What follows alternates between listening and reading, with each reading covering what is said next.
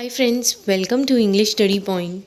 Today in this lecture, I am talking about another figure of speech and the name of that figure of speech is anaphora. So friends, before beginning this lecture, I inform you that I have already made many lectures on several of figure of speeches. So my request to you is that if you are new to this channel or listening these lectures for the first time, my request to you is that please visit my channel's playlist so that you are able to see rest of the figure of speeches. And now in this lecture I am talking about figure of speech that is anaphora. So anaphora का मतलब क्या होता है? Repetition of certain words or phrase at the beginning of successive lines of writing or speech. कि मतलब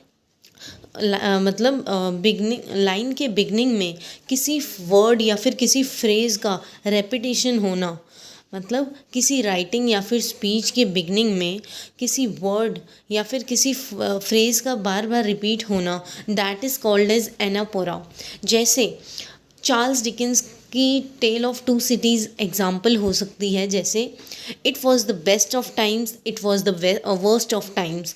कि Charles Dickens की tale of two cities ये नावल है जिसमें एनापोरा का एग्जाम्पल हम देख सकते हैं कि उसमें एक लाइन थी, it was the best of times, it was the worst of times. कि ये मतलब इसका जो है इस फ्रेज़ का रिपीटेशन बार बार हो रहा है. It was the best of times, it was the worst of times.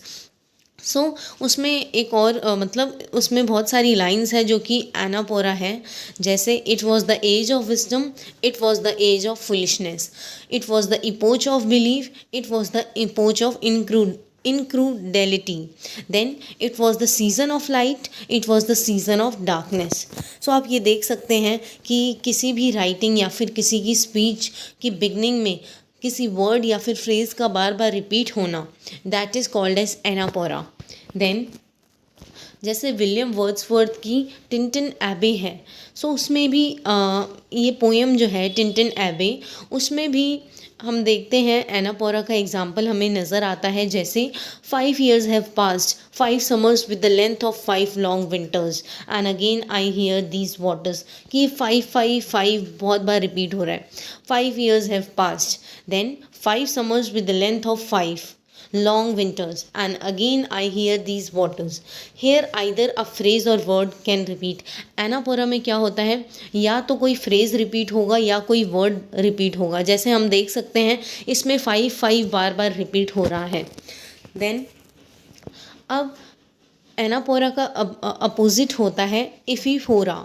इपीफोरा repeated words और फ्रेज अपीयर. कि इसमें क्या होता है, हमने एनापोरा में देखा था कि कोई वर्ड या फिर फ्रेज वर्ड मतलब किसी लाइन के बिगनिंग में बार बार रिपीट हो रहे थे. इसमें क्या होता है, एंड में रिपीट होते हैं. कोई वर्ड या फिर फ्रेज एंड लाइन के एंड में रिपीट हो रहा होता है. जैसे अब्राहम लिंकन्स की स्पीच है, the government of the people, then by the people, for the people. आप देख सकते हैं पीपल कितनी बार रिपीट हो रहा है. Shall not perish from the अर्थ.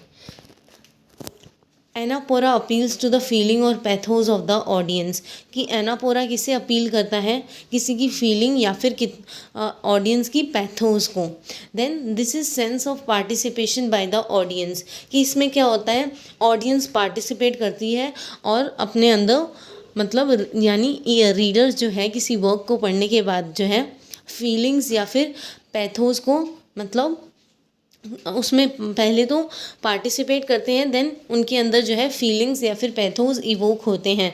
और क्या होता है, ये ऐड करती है रिदम को और प्लेजरेबल. इससे जो है रीडिंग करना बहुत प्लेजर आता है रीडिंग करने में और इजी टू रिमेंबर रहता है. देन फ्रेंड्स इसी के साथ ये लेक्चर एंड होता है. एंड फ्रेंड्स जाने से पहले मैं बताना चाहूँगी कि मैंने बहुत सारे फिगर्स ऑफ स्पीच पे जो है लेक्चर्स बना दिए हैं. अगर आपने नहीं देखे हों तो आप मेरे चैनल की प्लेलिस्ट में जाकर देख सकते हैं. एंड इसी के साथ ये लेक्चर एंड होता है. Thanks for listening friends and please like करें, शेयर करें, सब्सक्राइब करना ना भूलें और साथ ही साथ अपने कमेंट्स ज़रूर लिखें. Thank you.